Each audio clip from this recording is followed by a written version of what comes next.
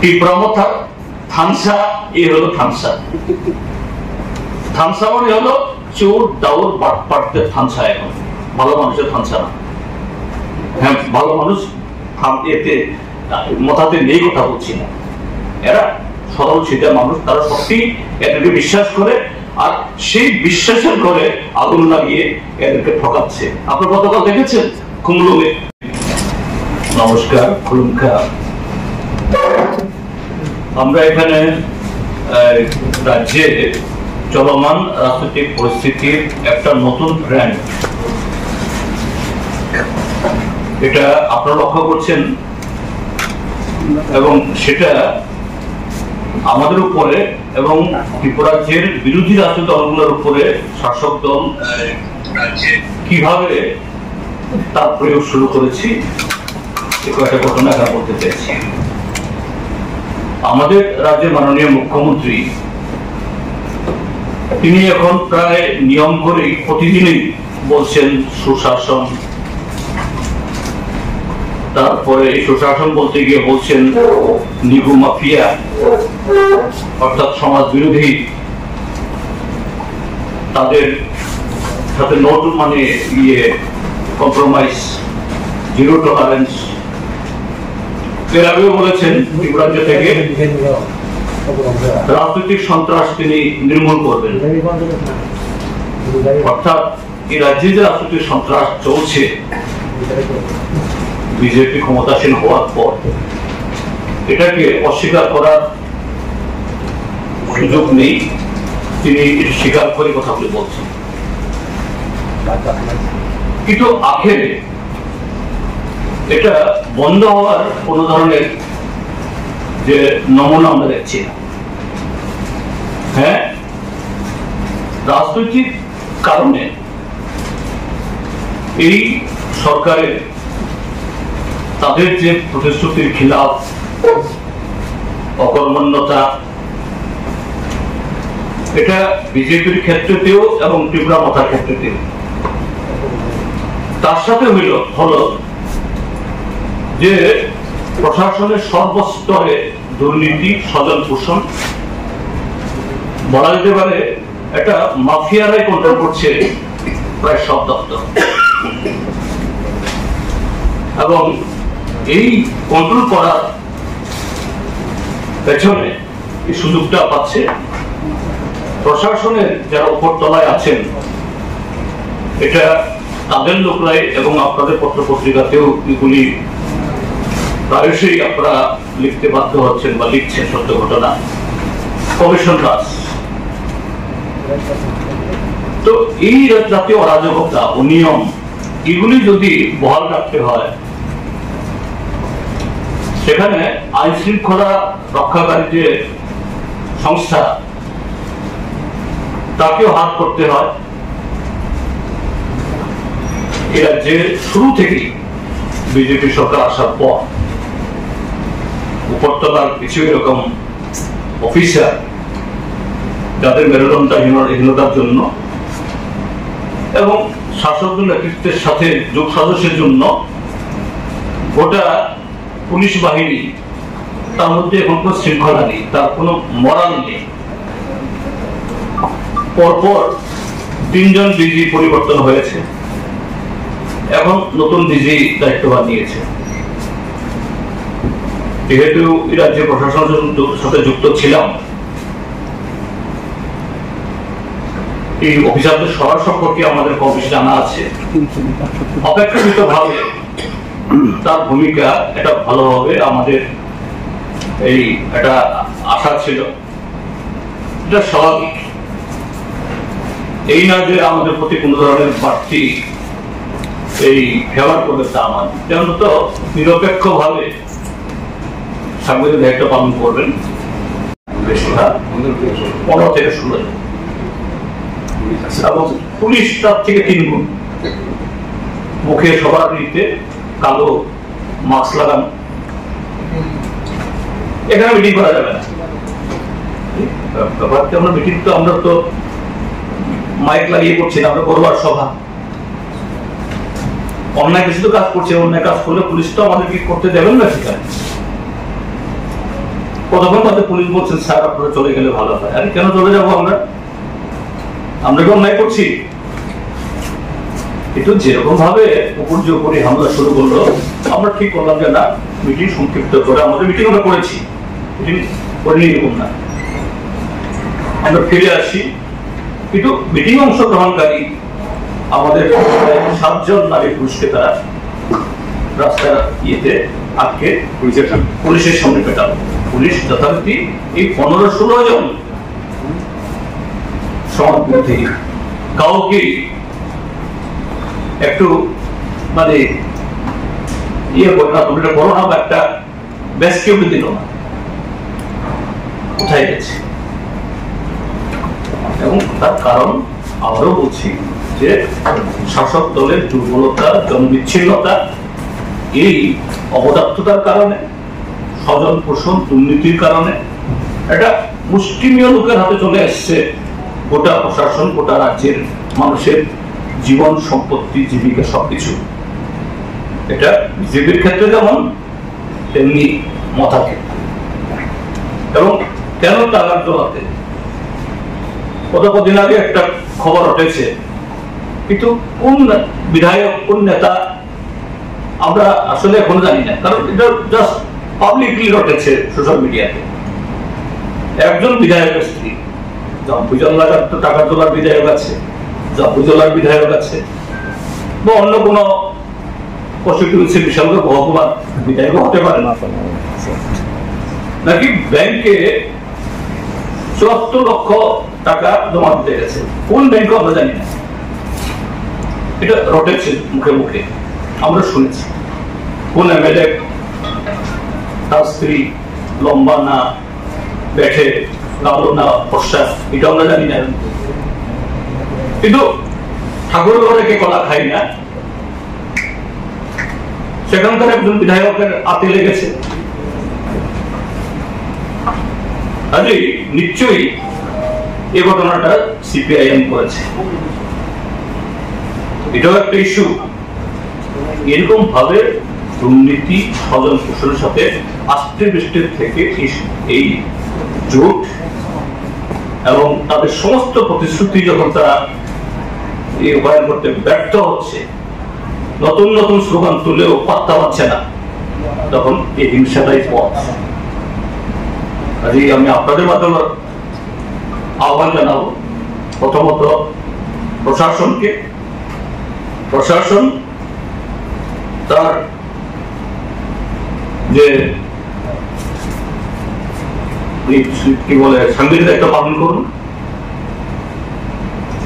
আর শাসকদের অনুরোধ করব, এইভাবে যদি গণতান্ত্রিক অবস্থার জবনিকা কাটাতে চান, তার শিকার শুধু বিরোধী দল সিপিআইএম, কংগ্রেস, বন্ধরা হবে না, তার শিকার আপনারাও হবেন।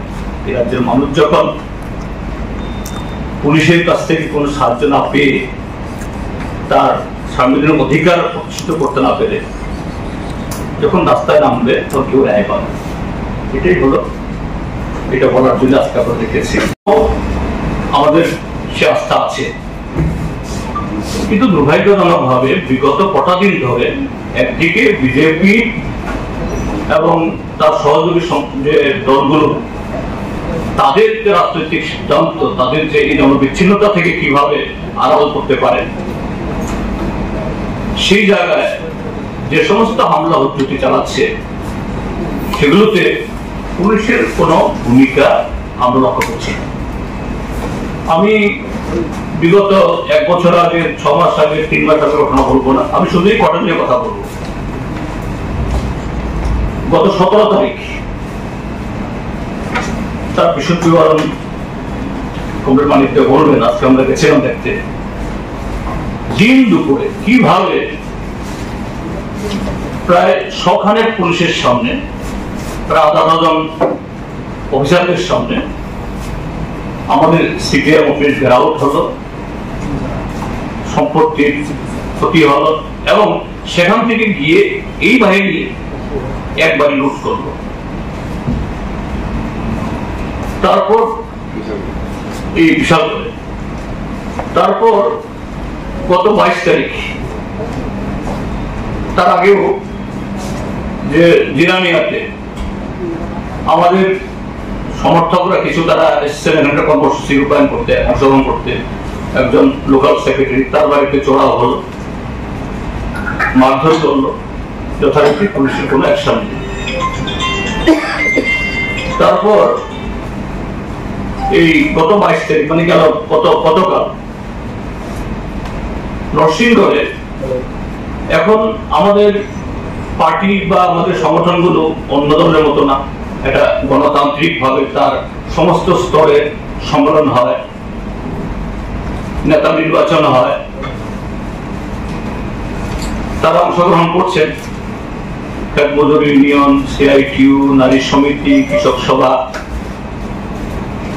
কেন তারা এই সমস্ত কর্মসূচি গেছে? নরসিংগড়ে এরকম আক্রমণ হয়েছে মজুর নেতার উপরে। গতকাল এই ইয়েতে যোগেন্দ্রনগরে বিদ্যাসাগর, বলুন না, বিদ্যাসাগর বাজার, এখানে রাত্রেবেলা গিয়ে এরকম একজন কর্মী অসুস্থ হয়েছে, দেখতে গেছেন। কেন গেল সেখানে? গত পরশু, হ্যাঁ, কেন গেল? মহিলারা গিয়ে তারা হচ্ছেন, তো পাড়া প্রতিবেশীরা গিয়ে এসছেন, সবাই আমাদের সমর্থক, তারা না। পুলিশকে খবর দেওয়ার পর হ্যাঁ পুলিশ গেছেন জায়গাতে, কিন্তু তাদের সামনে আমাদের সমর্থক কেন তার বাড়িতে অসুস্থ হলো দেখতে আসলেন বাইরের লোক, আসতে পারবে না। আজকে বিশাল করে 17 তারিখ ঘটনায় ক্ষতিগ্রস্ত পরিবারকে দেখার পর আমাদের একটা কর্মসূচি ছিল কমরেড নরেশ জমাতিয়া সহ টাকারজলার কমিউনিটি হলে আমাদের পার্টির 24তম কেন্দ্রের সম্মেলনের রিপোর্টিং আমরা করব। আমরা মাত্র রিপোর্টিং শুরু করেছি।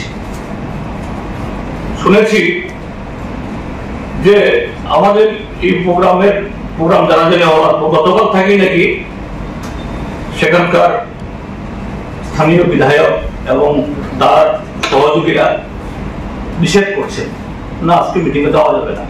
তো তারা ভাবিয়েছে কি আছে, বলেছে হয়তোবা এটুকুর মধ্যে সীমাবদ্ধ থাকবে। আজকে যখন আমি আলোচনা শুরু করেছি তার মাঝামাঝি সময়তে উপস্থিত আর অদ্যাহার, হ্যাঁ, এই যে বিজেপিও কিন্তু সাংবাদিক সম্মেলন করেই বলছেন যে এগুলো তো তাদের পুরনো ক্যাসেট, এখনো অভ্যাস তাদের পাল্টায়নি, নতুন কোনো কিছু নেই। তথ্য দিয়ে জানাতে বিনয়ের সাথে বিজেপি নেতাদেরকে বলবো, তো এই যে বিভিন্ন জায়গাতে প্রতিদিন রাস্তা রোকো হচ্ছে জলের জন্য, কাজের জন্য, কাজ করে মজুরি না পাওয়ার জন্য, দয়া করে তাদেরকে কি কথাগুলো বলুন না। ঠিক আছে, সিপিএম বলেছে, সিপিএম কে আপনারা ইয়ে করুন, নস্যাৎ করুন, হ্যাঁ পঞ্চায়েত তারা করছে। দেখেছেন তো গতকাল বিজেপির পতাকা ছিঁড়ে সেই কাপড় দিয়ে এক বিজেপির সাংসদকে কাছে বেঁধে রাখছে। কেন?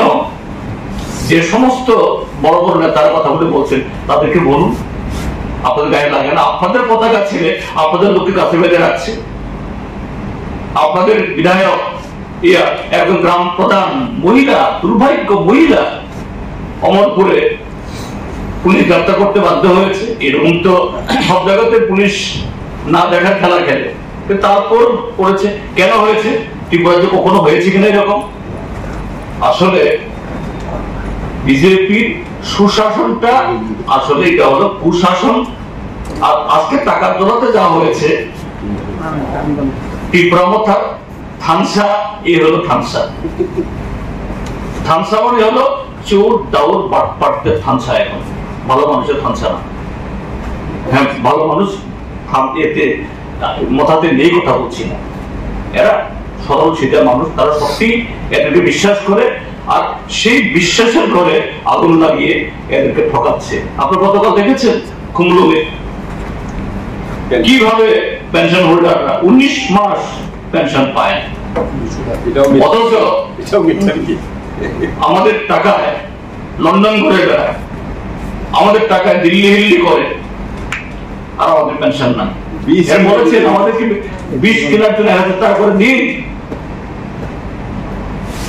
কাজে আমি বলবো, যারা কথা বলে কুশবাউ ভবন থেকে, এদেরকে দয়া করে কথাটা বলবেন, স্যার সিপিএম এর কথা আপনারা বাদ দিন, কিন্তু তাদেরটা জবাব দিন আপনারা। কথা বলছি, তাদের জবাব দিন। স্যার আমার ছোট্ট একটা বিষয়, প্রত্যেকদিন আক্রমণ হচ্ছে, পুলিশের ভূমিকাটি আপনারা খুব করছেন। এই পরিস্থিতির সামনে রেখে আগামী সংগঠনকে কিভাবে মজবুত করবেন এবং এডিসি এলাকা নিয়ে কিভাবে সংগঠনটা আরো সংগঠন বাড়াবেন আপনারা? আমাদের তো যে হামলা হুজ্জতির কথাগুলো আপনি বললেন এতক্ষণ, এই বিষয়টা নিয়ে আপনি মুখ্যমন্ত্রীকে কোনো চিঠি বা ফোন করা বা পুলিশের মহানির্দেশকের কাছে কোনো এই বিষয়গুলো নিয়ে কথা বলা? মহানির্দেশকের সাথে তো প্রায় 2 দিন বাদে বাদেই কথা হচ্ছে। গতকালও কথা বলেছি, গতকাল লঙ্কর সাহেব, যে আমি আশা করেছিলাম যে আপনি এসে একটা শক্ত ভূমিকা নেবেন, আমাদের ফেলার না। আমি উল্লেখ করেছি এই বিশালগড়ের কথা, যোগেন্দ্রনগরে যে রাত্রেবেলা 12টায় এক মহিলা পা ভেঙে দিয়েছে, নৃশংসভাবে ভেঙিয়েছে আরোগ্য মহিলাকেও। তারপরে এই নরসিংহের ঘটনাও তিনি ডিফেন্ড করেন, তা আমি দেখছি। কাজে আর আপনাদের মাধ্যমে বলা তো মুখ্যমন্ত্রীর কাছে বলা, কারণ মুখ্যমন্ত্রী আমাদের বক্তব্য শুনেন দেখেই তো বলেন যে না, এগুলো করতে দেব না। আমি এই কি বলে নিগু মাফিয়াকে, তাদের সাথে কোন রকমের টলারেন্স নেই। আমি বলবো এই জায়গাতে মুখ্যমন্ত্রীকে, নিগু মাফিয়া তাদের তো দোষ নেই সেরকম ভাবে, এরা তো ক্রীড়া না, দাবার গুটি কাকে রক্ষা করার জন্য চলে, রাজা মন্ত্রী। কাজে তার যে সেন্টার পয়েন্ট, তাদেরকে যদি কন্ট্রোল না করা হয়, তারা যদি সংযত না হয়, গুটি কি করবে? মুখ্যমন্ত্রী তো বলছে যে ল এন্ড অর্ডার খুব ভালো লাগছে। ল এন্ড অর্ডার ভালো করতে গেলে পরে তার ডাইনে বামে যারা বসেন তাদেরকে সংযত করুন। সারা জীবন দেখছে, কাজে ওনার বক্তব্য তিনি বলে যাচ্ছেন, কিন্তু কেউ সে বক্তব্য গ্রহণ করছে না। স্যার দেখা গেছে আমরা রাস্তায় আছি, মানুষের যখন পিঠ যখন দেওয়ালে ঠেকে যায়, পেছনে নেই, তখন তার প্রতিরোধ কি হবে? পৃথিবীতে বহু দেশে, আমাদের দেশেও এগুলি হয়েছে, এগুলো তো হবে। কোনো অত্যাচার থাকতে পারে না। 1993-এ বামফ্রন্ট ফিরে আসলো কি করে? বিপুল সংখ্যক বিধায়ক নিয়ে কি করে ফিরে আসলো? 1975-এ 50 বছর আগে যে জরুরি অবস্থা জারি হয়েছিল, আভ্যন্তরীণ জরুরি অবস্থা, কিভাবে মানুষ আবার উঠে আসলো? এগুলি হবে, ত্রিপুরাতে হবে। নরেশ বলেছে এদের শেষের শুরু হয়ে গেছে, এই জন্যই এত মরিয়া। ওই কিছু নপুংসক পুলিশ অফিসার দিয়ে এদের রক্ষা করতে পারবে না।